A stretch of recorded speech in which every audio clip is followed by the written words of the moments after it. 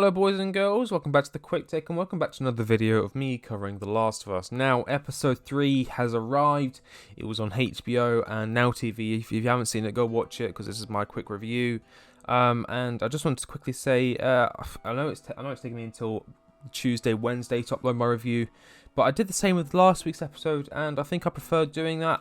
It kind of gives me time to watch it a few times. Episode 3 has accrued a lot of excellent reviews and also some hate.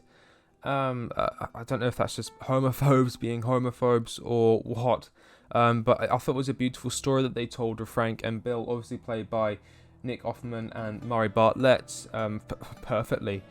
We had a nice little scene at the start with Bill kind of fulfilling his fantasy of being a survivalist, just getting everything he had ever planned for, taking all the gas, setting up everything, and just really living his kind of dream. And you know, when you're in the shower and you think up scenarios and like, oh, if there was a zombie apocalypse, I'd do this, I'd do that. Well, he got the opportunity to live that, and he did quite well for himself. He lived a long and happy life, which is a lot different to the game, but we'll get to that later on. It was a long episode. It was a 80-something minute episode, and it was quite good. As I said, it did tell a good story. But it has left me a little bit worried, and I'll get into that in a minute. But as I said, going into Bill Offerman and Murray Bartlett, I haven't seen Murray Bartlett in anything. What's he been in? So I don't know. I don't think this is like his breakout role. He's been in a few shows, and I think maybe a film or two. But he certainly wowed me. He was very good, and he's very good at playing the piano. Well, kind of good at playing the piano. Obviously, Nick Offerman from Parks and Recreation. And Making It, and We Are the Millers. I've seen a bit of Parks and Recreation, but he brought a lot to that role as well as Bill. I'm waffling, but as I said, it's mainly positive reviews around the board. There's a few 1-star reviews on IMDb, but I really do put that down to homophobes and just people who maybe aren't happy with showing so much gayness. I don't know how to put it. It's a relationship between two men. It's pretty common nowadays. People need to really grow up in that sense. They're going to really bomb a TV episode for that. It's 2023, guys. Come on. And we didn't really get to see much of Joel and Ellie in this episode. We saw a bit of them, and there was a bit of a weird scene actually. Ellie came across this trapped infected, and she kind of walked up to it. Instead of just killing it or like even just like watching it, she weirdly started cutting into its head, almost as if like she was performing surgery to see like what was underneath the skin, and kind of revealing the tendrils and it looks like almost like cotton, but I'm pretty sure it's just fungus growing under the skin, and it was very weird. I don't know what kind of direction they're going with the character, because they said don't watch the game.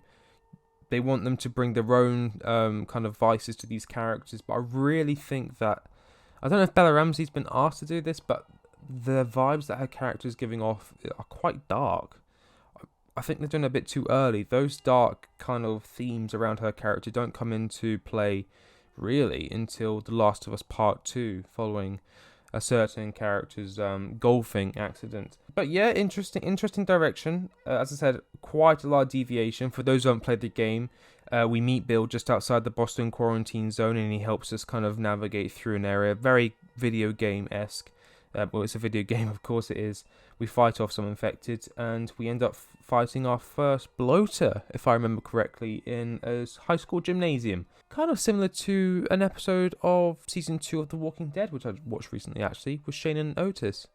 Never really thought about that. But yeah, we didn't get to see the bloater, obviously. We will see the bloater. It was teased in the trailer, don't worry. It's just an interesting direction that they decided to take with the show going forward. Spending a lot of time, there's only 9 episodes, and they spent one of the longer episodes, if not the longest episode. Maybe episode 1 is like a couple minutes longer, but you know what I mean, with 2 characters that aren't really prominent in the games. Bill is very much a side character, and we don't even see Frank alive. But I'm glad we did get to see Frank alive, and I would have no issue with this episode if we weren't subjected, or if we weren't limited to 9 episodes. We are 3 episodes in now, and they're only just getting past Bill.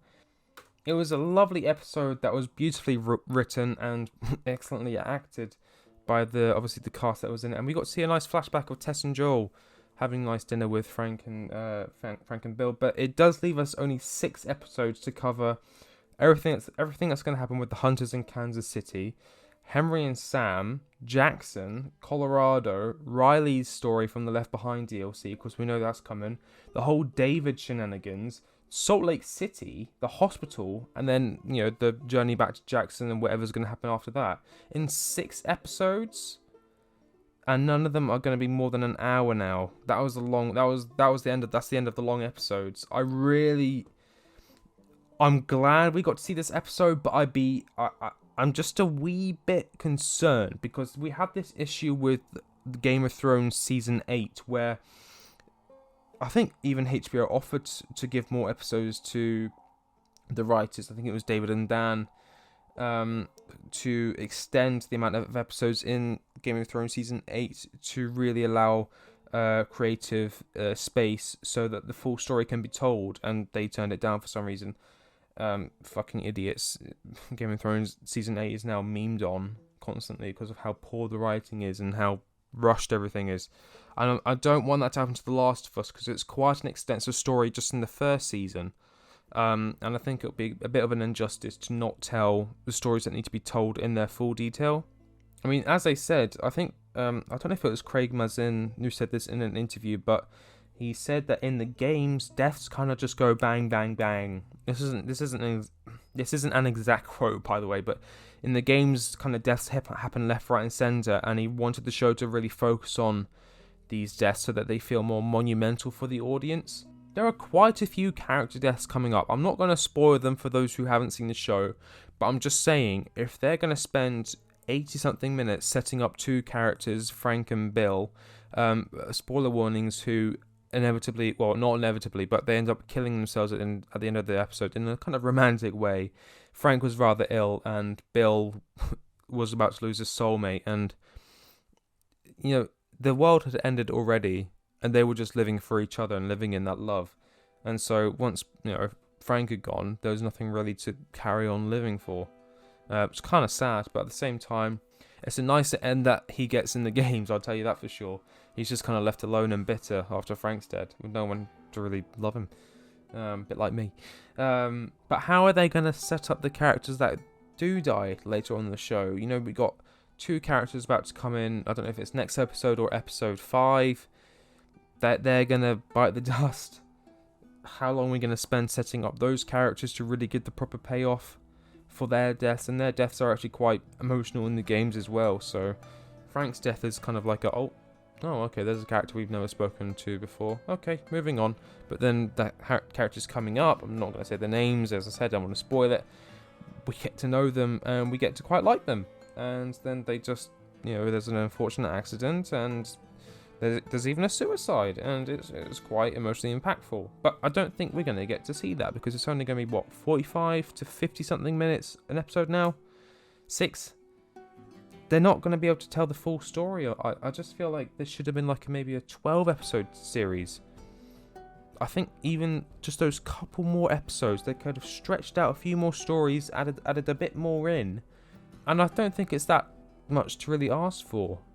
Just a couple, 2 or 3 more episodes, and they wouldn't have this problem. But now I just feel like there's going to be a bit of crunch.